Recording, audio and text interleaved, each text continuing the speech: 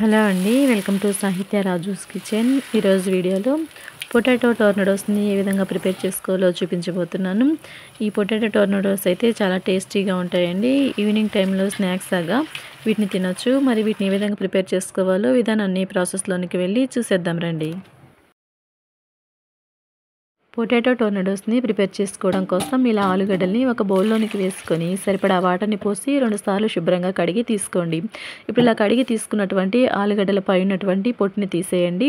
ఇలా పొట్టుని తీసేసుకున్న తర్వాత ఇటువంటి వుడెన్ స్టిక్స్ని తీసుకొని ఆలుగడ్డల్లోనికి ఇలా గుజ్జు తీసుకోండి. ఇలా అన్ని ఆలుగడ్డలని గుజ్జు తీసుకున్న తర్వాత వీడియోలో చూపిస్తున్న విధంగా నైఫ్ తోటి కట్ చేసి తీసుకోండి.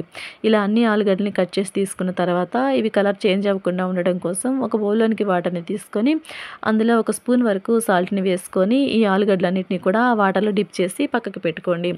ఇప్పుడు ఆలుగడ్డల కోసం మసాలాని ప్రిపేర్ చేసుకోవడానికి ఇలా ఒక బౌల్ని తీసుకోండి. అందులో 2 గరిటెలు మైదా పిండిని అలాగే 2 గరిటెలు కార్న్‌ఫ్లోర్‌ని వేసుకోండి. ఇందులో రుచికి సరిపడా సాల్ట్‌ని, మీ స్పైసీకి తగినట్లుగా కారాన్ని కూడా వేసుకోండి.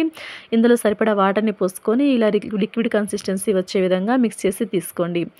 ఇప్పుడు ఇలా మిక్స్ చేసుకున్నటువంటి ఈ మసాలా మిక్చర్ని మనం ముందుగా రెడీ చేసి పెట్టుకున్నటువంటి ఆలుగడ్డలకి బాగా కోట్ చేయండి.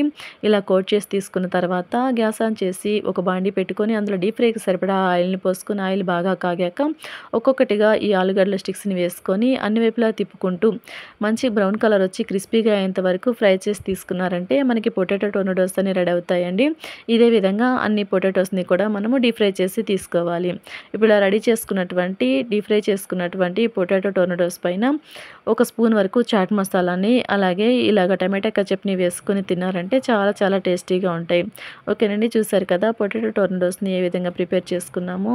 ఈ వీడియో కనుక మీకు నచ్చినట్లయితే వీడియోకి ఒక లైక్ చేసి మన ఛానల్ని సబ్స్క్రైబ్ చేసుకొని పక్కనే ఉన్న బెల్ సింబల్ని క్లిక్ చేయండి. Thanks for watching.